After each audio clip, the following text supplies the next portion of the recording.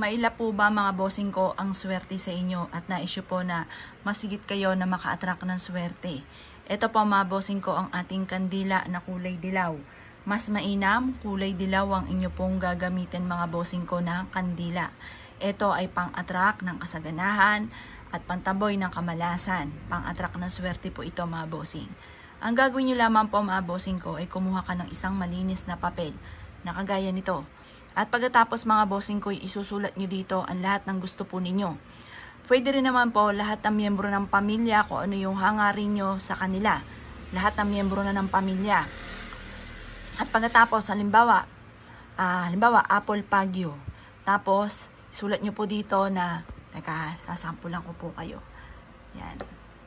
Tapos, sulat po natin dito, bawa apple pagyo. Yan. Tapos, isulat nyo po dito, makabayad na ako sa aking mga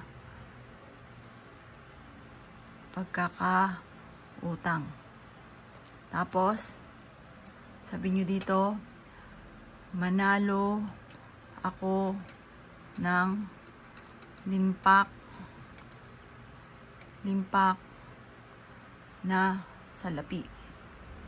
Or kaya po,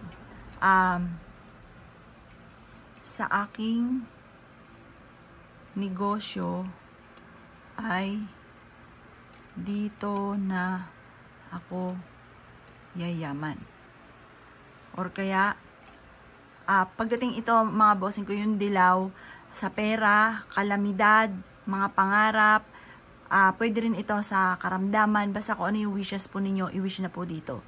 Pagtapos na po kayo mag-wish, ito po ay titiklopin ninyo at ipupulupot ninyo dito sa ating kandila.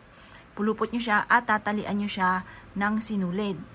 Ngayon, ang gagawin po ninyo mga bossing ko, ibubulong nyo muna sa kandila bago ninyo sindihan po ito.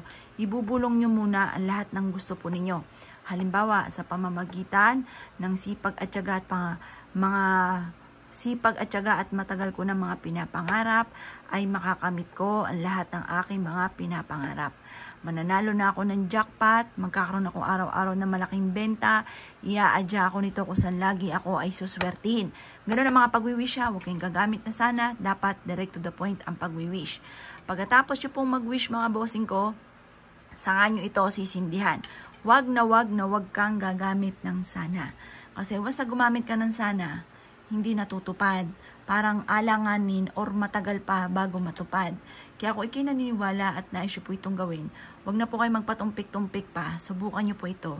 Proven po ito mga bossing ko na napakaswerte. Kaya kung ikaw ay isa sa maraming pangarap sa buhay, gawin nyo po ito na mga bandang alas 7 ng umaga at humarap ka sa gawing silangan, mag-wish ng mula sa inyo pong puso at walang imposible, makakamit nyo po ang lahat ng inyo pong mga pinapangarap. Kaya kung ikinaniwala at naisyo po itong gawin, ay siya mga boss, good luck po sa inyo pong lahat.